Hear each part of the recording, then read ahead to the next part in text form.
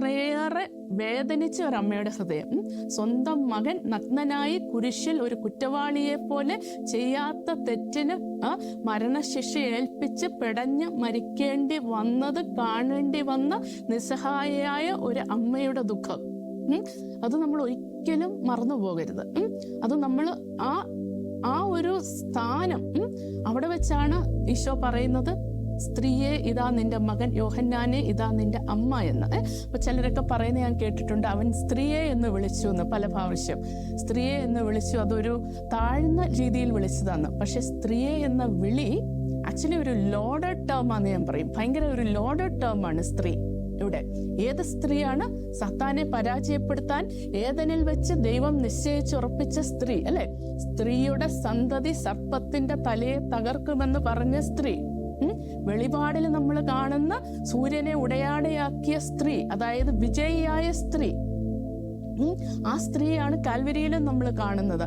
അവിടെ വെച്ചാണ് ബത്ലഹേമിൽ അവൾ ദൈവപുത്രന്റെ അമ്മയായെങ്കിൽ കാൽവരിയിലെ ആ അതികഠിന വേദനയിൽ അവൾ മനുഷ്യവർഗത്തിന്റെ അമ്മയായി ആ ഒരു സ്ത്രീയായി ട്രാൻസ്ഫോം ചെയ്യപ്പെടുകയായിരുന്നു.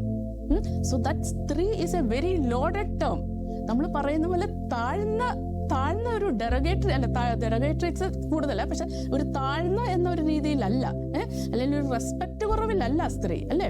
അതീവ റെസ്പെക്റ്റ് ആണ് ആ സ്ത്രീ എന്ന് പറയുന്നത്. It's A loaded term.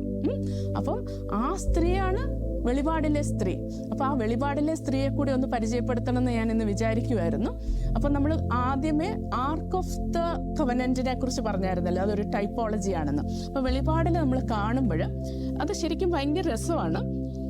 നമ്മൾ വെളിപാട് 11:19 തൊട്ട് പിന്നെ 12 തൊട്ട് സ്ത്രീ ഉഗ്രസർപ്പവും, അതായത് 11:5 തൊട്ട് 12 തുടക്കം വരെ ഞാൻ വായിക്കാം.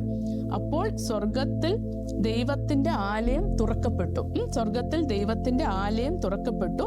അതിൽ അവിടുത്തെ വാഗ്ദാന പേടകം കാണായി. മിന്നൽ പിണരുകളും ഘോഷങ്ങളും ഇടിമുഴക്കങ്ങളും ഭൂകമ്പവും വലിയ കന്മഴയും ഉണ്ടായി. അപ്പം ഈ വാഗ്ദാന പേടകം എവിടെയാണെന്ന് ആർക്കും അറിഞ്ഞുകൂടാ, അല്ലെ? കാണാതായി. പിന്നെ ആ വാഗ്ദാന പേടകത്തെ കുറിച്ചുള്ള റെഫറൻസ് നമ്മൾ കാണുന്നത് വെളിപാടിലാണ്. വെളിപാടിൽ പറയുന്നു, ഈ കാണാതായി ഇവിടുത്തെ വാഗ്ദാന പേടകം സ്വർഗത്തിൽ കാണപ്പെട്ടു. അപ്പോൾ സ്വർഗത്തിൽ ദൈവത്തിന്റെ ആലയം തുറക്കപ്പെട്ടു. അതിൽ അവിടുത്തെ വാഗ്ദാന പേടകം കാണായി. മിന്നൽ പിണരുകളും ഘോഷങ്ങളും ഇടിമുഴക്കങ്ങളും ഭൂകമ്പവും വലിയ കന്മഴയും ഉണ്ടായി. അപ്പം അതിനുശേഷം ഉടൻ തന്നെ ഈ സ്ത്രീയെ കുറിച്ച് പറയുവാണ്. അതുകൊണ്ടാണ് പിതാക്കന്മാർ പറയുന്നത് ഈ സ്ത്രീ തന്നെ, വാഗ്ദാന പേടകമെന്ന് നമ്മൾ ഉപമിക്കുന്ന ആ സ്ത്രീ തന്നെയാണ് വെളിപാടിലെ സ്ത്രീ എന്ന് നമ്മൾ പറയുന്നത്.